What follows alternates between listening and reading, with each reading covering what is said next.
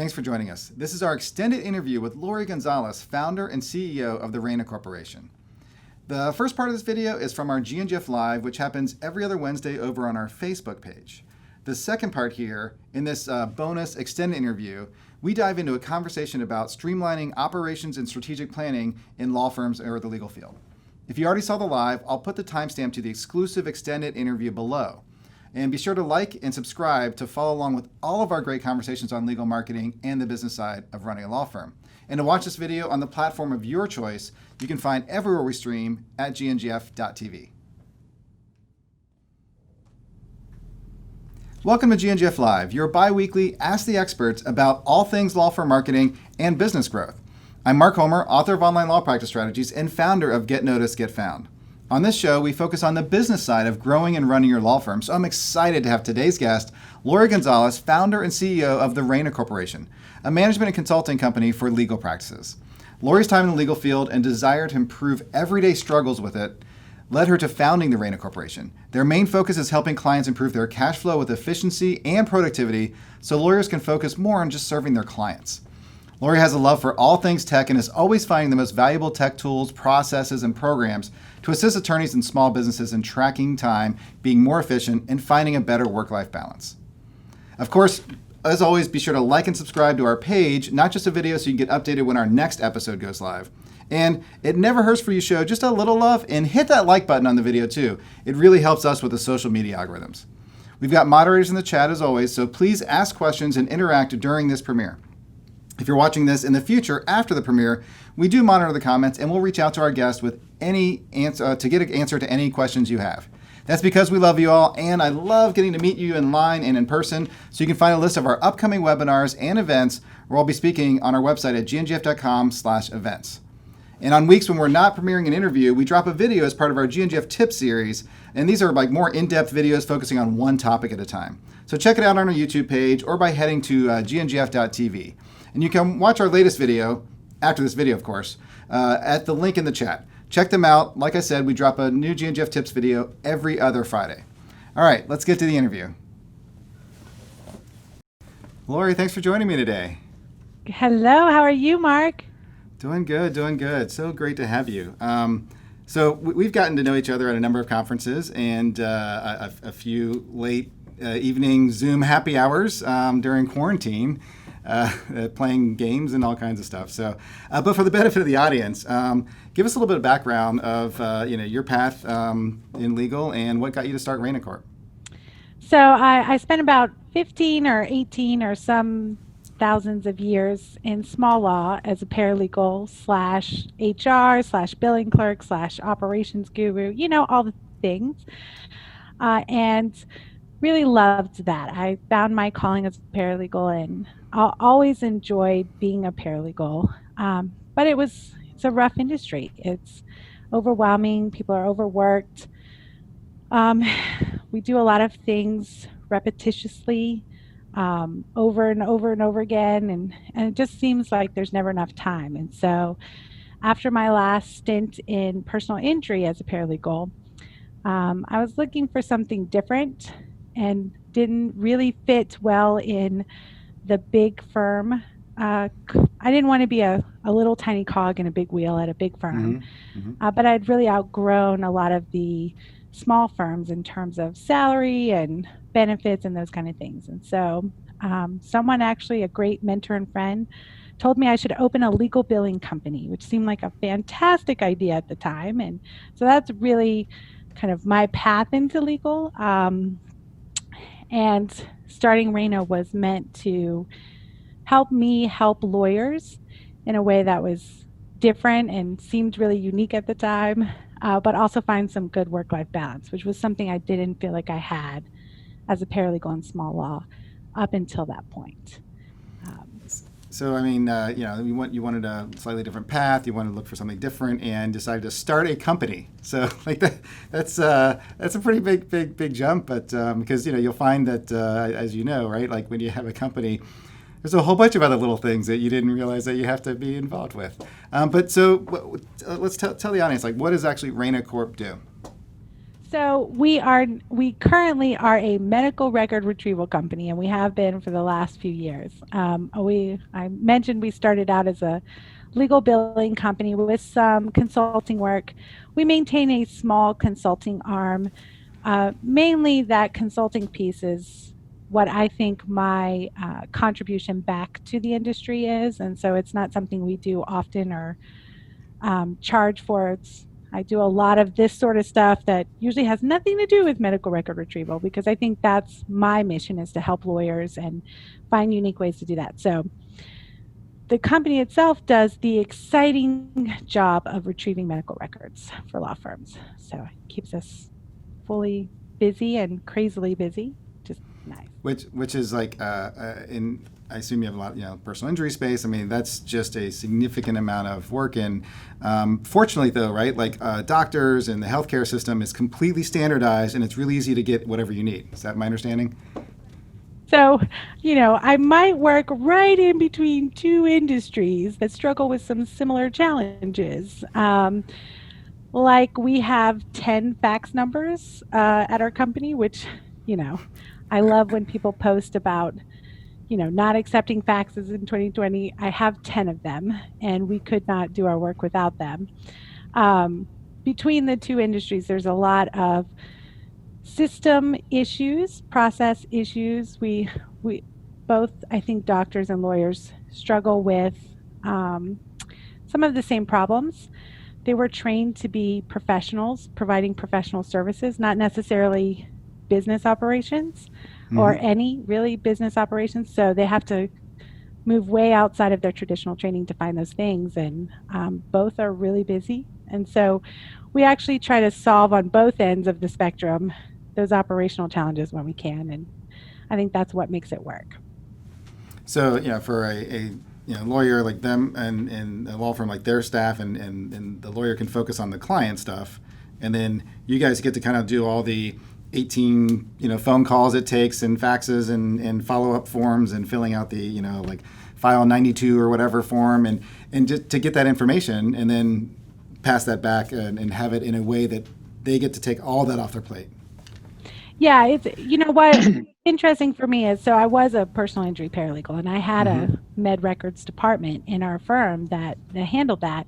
Often that position was for the new people. So new people would come in, and they were either receptionists or med records clerks.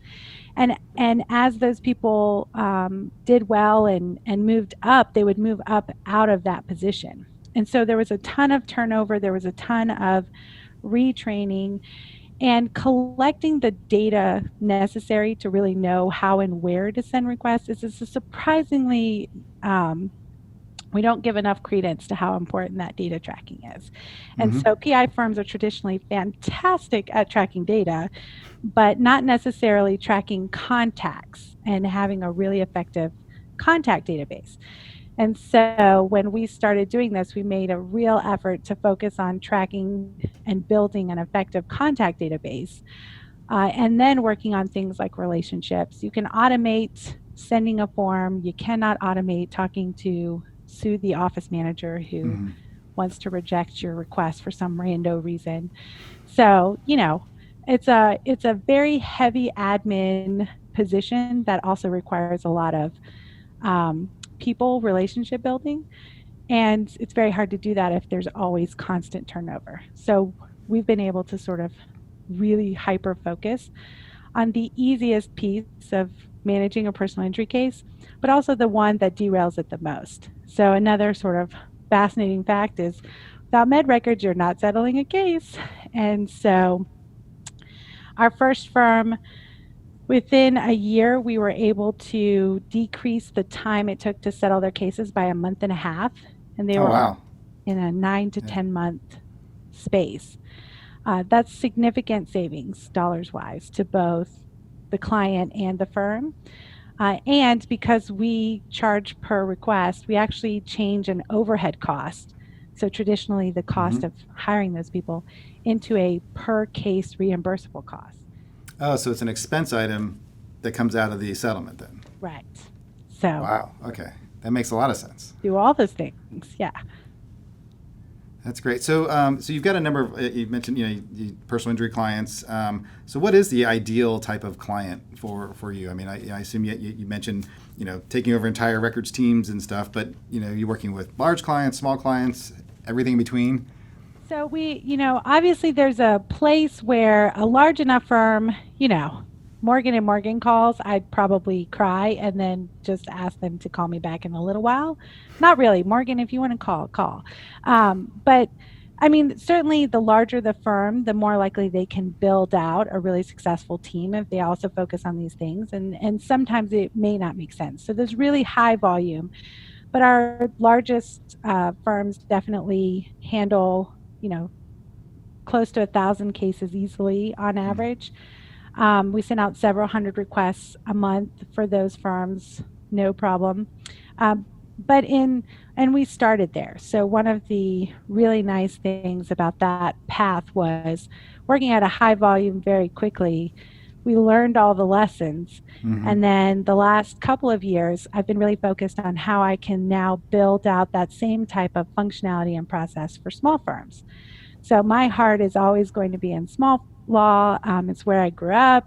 It's where I learned all the things I learned. And so I really wanted to build both sides of the business so that the smaller firms who are definitely not going to speak to a med records provider 5 times a month or 5 times a year even wouldn't have to necessarily struggle through that. So we actually handle both sides.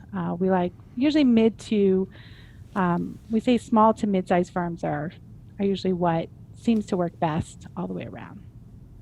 So, I mean, it basically seems like you took a lot of boring administrative work from a department that had a lot of turnover and probably lost all its knowledge all the time, and created a full-time business out of it, right? So what was so you said you talked to a mentor or something. What was your initial idea that to cut out this piece and say you can do it better by outsourcing?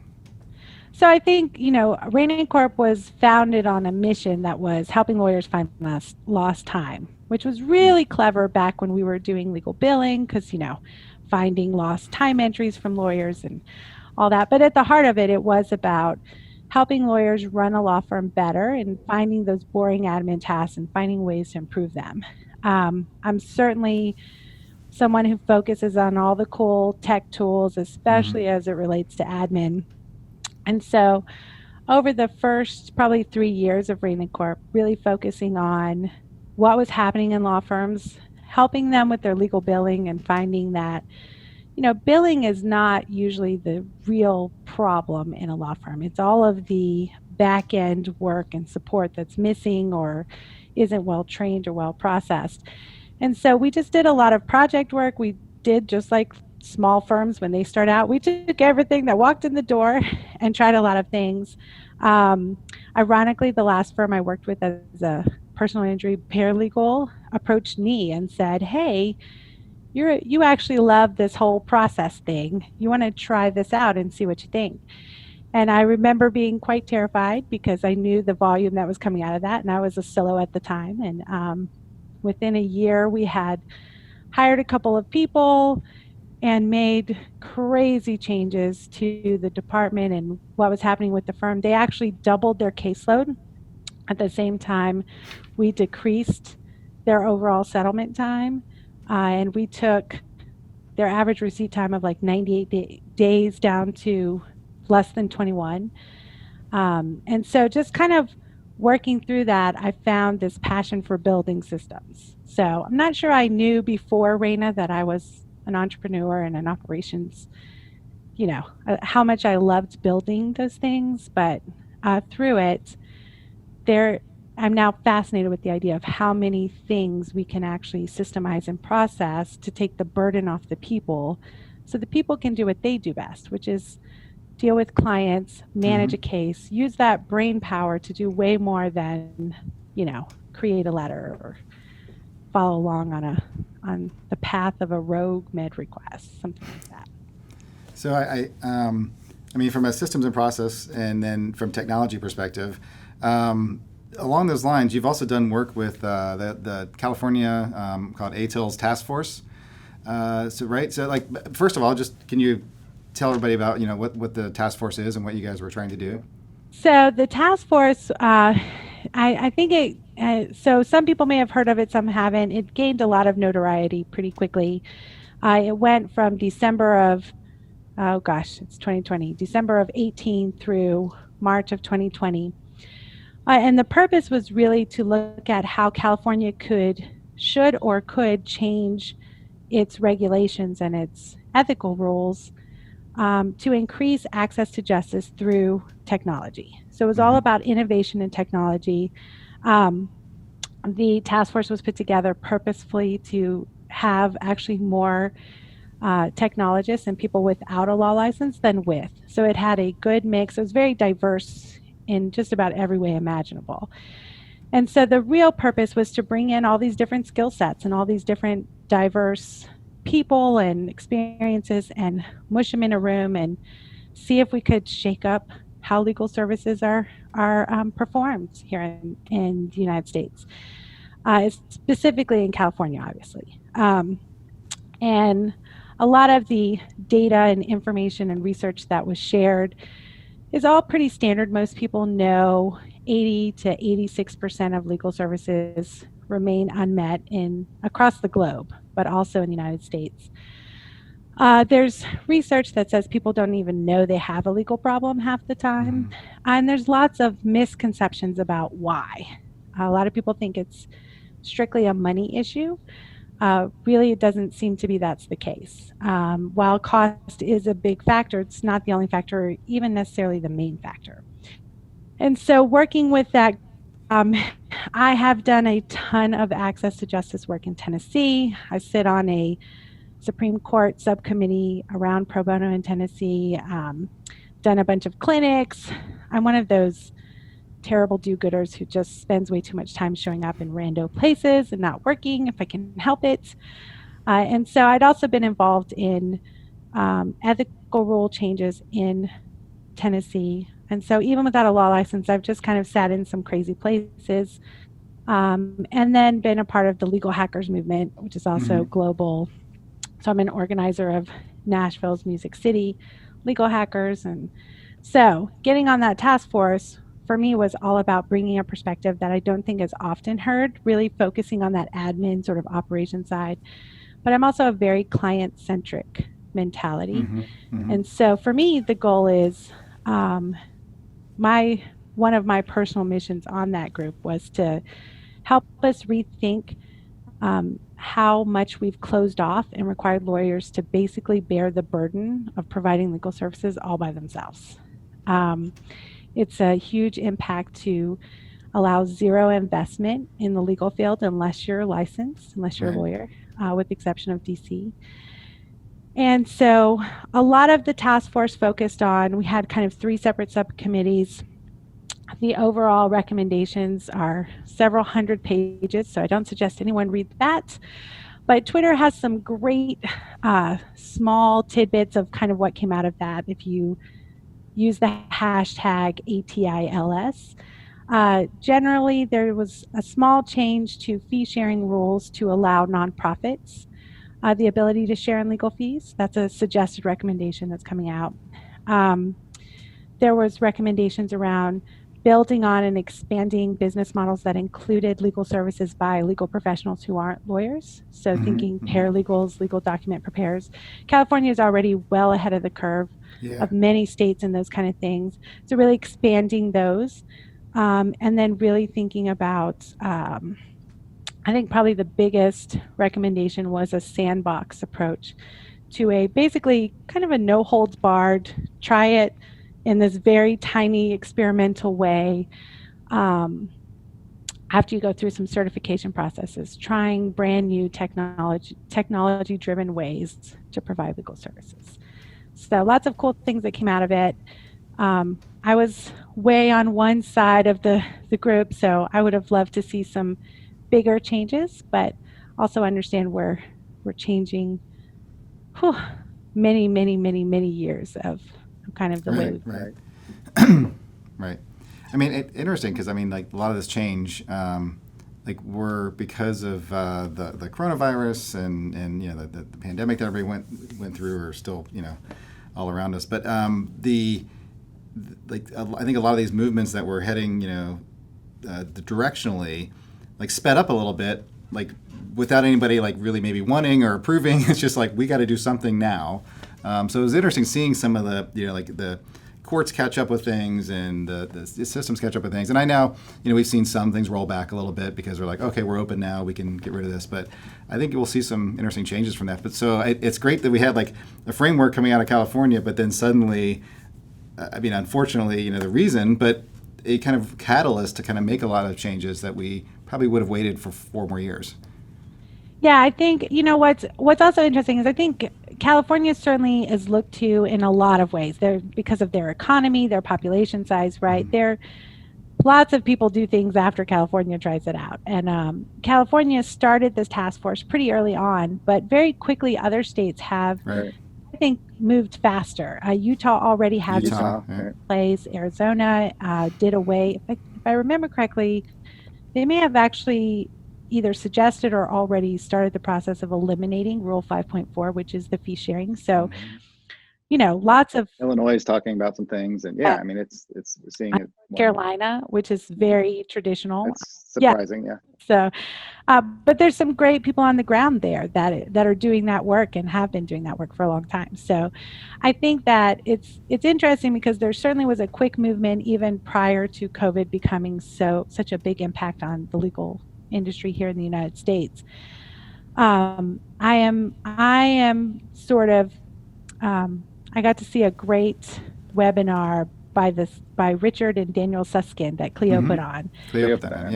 And it really hit home some of the suggestions, I think I can't remember which one, on the trajectory of what they thought the impact of COVID would be. And it was all about this idea of sort of initially what we're seeing is automation change, actually increasing our automation, which is sorely lacking in courts and law firms and all kinds of places, and seeing a really sharp uptake in that. But then once things start to level off, we would see, actually, we're not seeing a lot of transformative change. Mm-hmm. And the suggestion was once we get past the emergency or urgency of working through how COVID continues to impact us long term, we really might start to see that transformative change after that.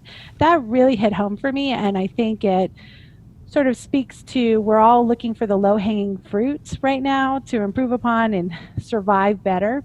Right. But the real change, I think, comes after we feel less freaked out and, kind of the urgency of what's happening, or less uncertainty maybe. Right. Well, I want to kind of like leave it on that because we are out of time on our Facebook portion today. But I have got like at least 5 or 6 more questions here that I wanted to dive into with you. So do you mind sticking around? We can post an extended interview on our YouTube channel on Friday for people. Absolutely. That sounds amazing. Awesome. So before we wrap up, though, where can people find you online? So at RayNa Corp on Twitter is probably the best place. I tend to be snarky, so only if you like snark. www.RayNa Corp is the company, and Lori at RayNa Corp is the email. So I'm pretty accessible. Awesome. Okay. Well, just stick with me for a few minutes, and I'll be right back. We'll dive into the rest of these questions here. Perfect. All right. Thanks for joining us today, everyone. Be sure to like and subscribe to our Facebook page so you get notified when our next episode goes live. We have new interviews about law firm marketing and the business side of running your firm here every other Wednesday. We're going to keep going here in the GNGF studios. You can watch the full extended interview with Lori Gonzalez this Friday over on our YouTube channel. We'll be diving into more detail around like operations and strategic planning in the legal field. See you then.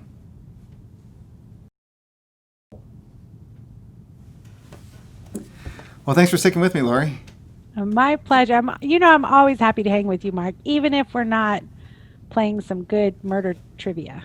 That was a great I had a blast. During, for everybody else's benefit, right? During the quarantine, when we were all kind of like locked in our homes and everything, and we were like just getting tired of just, I love my wife and kids, but at some point you're like, this is like my only network. And so we had some evening happy hour Zoom calls, and you had found like some trivia games and stuff that we could pull in, and we were playing as a group, and that was a lot of fun.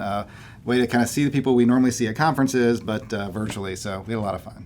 Yeah, it was great. I'm definitely missing my conference buds and interactions. I'm still stuck in my house and just missing. I as we all are. Like people, plenty of people are missing that. But it's with people or connect with new people. So I'm excited about that lesson as well. That's been fun to kind of work through. When you're not overwhelmed. So. Right. So I wanted to kind of dive in a couple more questions. Well, one was, like you talked about, a lot of the stuff about, the California ATILS and just a lot of the other things you've been doing too, and what you're seeing around from a transformative or technology and systems changes. But what do you think some of the largest opportunities are in the legal field right now? Well, for me, and this is always so simple to me, 80 to 80% of your clients are not getting their needs met. That's huge. We we have such an opportunity to get outside of the normal box of how we deliver traditional legal services. And I loved what you were saying about kind of, COVID is encouraging and will continue to encourage, whether you're watching this today, which is in June, or I don't know, some month of some year, or whether you're watching this 3 years from now, right? This is a period of time where change is happening in a different way. I think that people are looking for ways to continue to get the legal services they need, or looking for ways to get their problem solved that don't require them showing up in a law firm, signing a document, doing all these things. What I really think the biggest opportunity is actually the legal field focusing on how they can help people, empower people to solve their own problems. People want to solve their own problems. As an industry, we want to solve our own problems. We're very internal. We look to each other for answers on everything we do. And so just remembering that while lawyers are absolutely a necessary piece of the industry for many things, there's so many things people could do on their own with the right guidance and knowledge and assistance and forms, and just we can truly start to serve that guide and that leadership role instead of kind of hyper focused on documents, which I feel like is the least of what we provide in the legal industry. So for me, watching those companies that are really empowering people to start solving their own problems, things like Hello Divorce, which I'm a big fan of, those kind of DIY things, I think there's such opportunity for that if we can really dig deep into what the consumers actually need and want. Yeah, I mean, I love some of the law firms that are kind of realizing that, oh well, maybe somebody just needs a couple hours of my time, and they've done some certain things, and just being able to put something on their website where it's like, just book and pay for 2 hours of my time. Like, it's not a whole case, it's not a whole matter, and stuff. So like I love some of those things I'm seeing, and I think it's right. Like that may be all somebody needs. Like if you think in small businesses all the time, right? Like how many times do you I don't really need that whole contract process, but can you just double check this one thing for me because this client wants to do something weird and I need like an hour of your time, and Well, I think about I always use the medical analogy because it's same degree, right? We have the same degree between doctors and lawyers, and honestly, my doctor, I want very little from my doctor. I've had the same doctor since I was 19, which is a long time ago. I just want him to look at the mole and tell me it's fine. I don't need much else from him, right? We have this entire industry that's built on all these different specializations. So if I have to get a shot, I can promise you Dr. Thompson is the last person I want to show up at that needle. He is not best at knowing exactly how to minimize the pain associated with that shot. And we have those same problems in legal. We have those same kind of ideas, right? The skill set that makes him an amazing doctor is not necessarily the skill set that makes him the best at holding my hand through a scary hospitalization, or holding my hand through the admin paperwork, or those kind of things. And so really letting lawyers become what they are, which is these advice and these counselors, and like letting them shine in that light, and guide people and really focus on that bedside manner thought. I'm with you. Like, I think there's such a cool, amazing way to do that. And unbundled representation, man, that's been around forever. And I always use the words, we talk about pro bono, but not a lot of people talk about low bono. Mm-hmm. You can make lots of money doing little tiny things. And there's a ton of opportunity there in this field for that as well. Awesome. So I also wanted to talk about the fact that like we've talked and joked that you are legal tech famous. So tell people what like we always joke about like what does it mean to be legal tech famous, and how did you get there? Well, so I think legal tech famous is really a joke. I think for those who are on the conference circuit or speaker circuit, right? We actually, right before this, Mark, you were talking about, how many people emailed you and said, please stop being everywhere so we can stop seeing your face, right? So unfortunately, we're still in a space where legal and tech are not as cohesive as they should be. So those people who are happy and invested in sharing knowledge about legal and technology and how all those come together, it's still an echo chamber. There's a small group of people. It's a very small community still nationally, and so you tend to see the same faces, and they do a lot of the same circuit, and they're kind of everywhere. Once you achieve a certain level of, I've been a speaker here, you can be a speaker anywhere, and so it's sort of a running joke for me of being legal tech famous, right? Like you're famous, but only in this tiny little legal tech space. How I got that way. I think, I wish I could just say because I have so much to share and offer. No, I'm pretty entertaining. I'm a whole lot snarky. I do love technology in the legal field. I also spend a lot of time trying to build really great relationships and partnerships and network with other amazing people in the space and uplift them. So if you're trying to become legal tech famous, I would say, play on Twitter. If you can get really good at retweeting live someone's presentation, one of my favorite moments was at my first Clio conference, which was, I think, Clio's second conference. I got Joshua Lennon to retweet me, who of course is the epitome of legal tech famous, right? Only topped by maybe Jack Newton, and well, definitely topped by Jack Newton, but definitely was very loud in the space back then. And so if you can take what someone's saying and condense it down to a tweet, then you've probably gotten the point of what they're trying to say. And if you can get them to retweet it, then you've definitely done that. And so I worked really hard on that. Other than that, I just showed up and said whatever crazy thing no one else was willing to say. So maybe that's why I'm legal tech famous. So kind of like jumping off back to, we were talking about like systems and process and stuff. You're big on like operations and like law firms need to understand like strategic planning and business development and like these are all like business terms, by the way, right? Not like legal terms.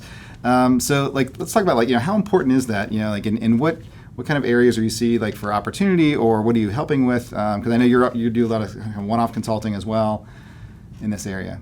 So I think that what's clear is 49 to 50% of lawyers are running a smaller solo firm, right? Mm-hmm. Small firm, solo firm, something like that.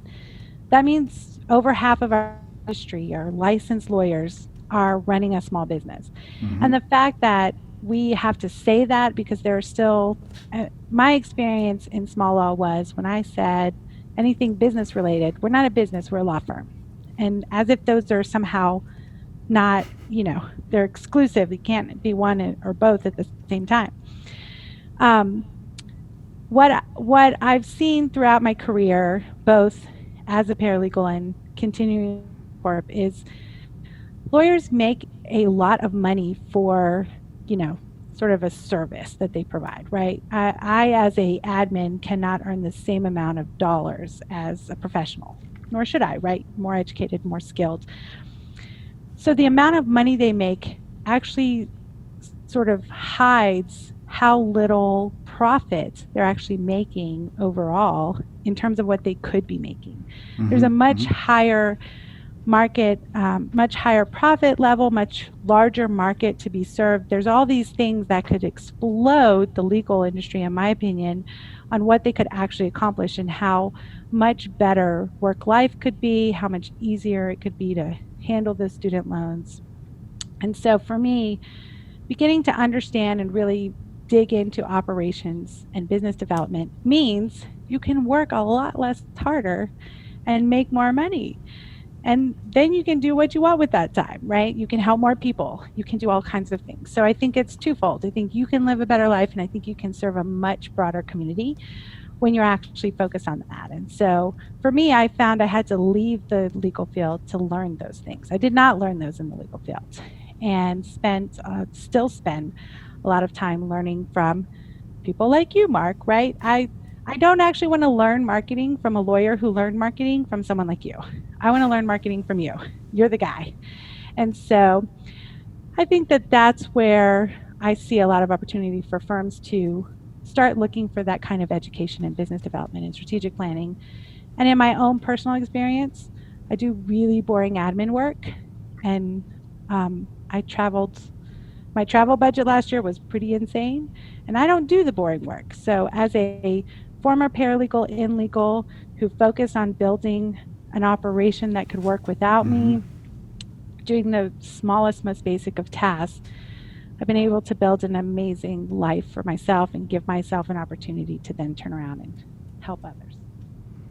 That's awesome. Yeah, and we actually had Patrick Pallas on not too long ago, and I think he epitomizes somebody who kind of like has wrapped his head around running a business that happens to be a law firm, right?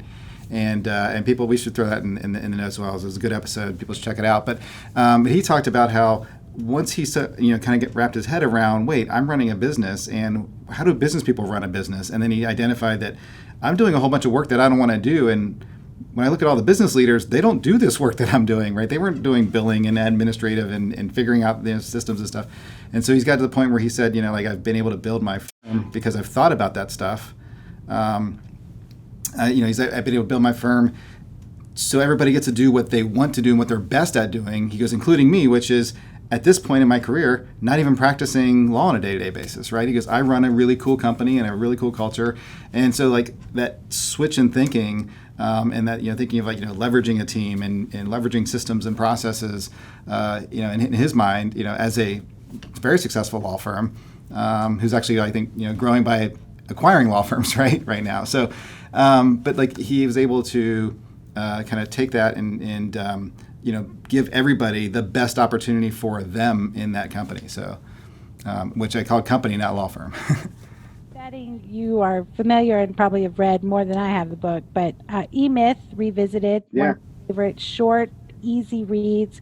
Michael Gerber, just recognizing that all of the different hats that you absolutely are wearing, whether you acknowledge it or not, when you run your own business. So if you're running a law firm, if you own a law firm, someone has to wear 20 hats. And he does a great job for me of kind of helping you understand those different roles in a really easy way, and then helping you understand, like, in order to continue to grow, you have to start moving those hats off. And so as I do this, I acknowledge all the hats I wear still, and I look for the people to wear those hats for me instead, and think about the technology that might make some of those hats not necessary by people, right? And so I think another great resource for me was SCORE.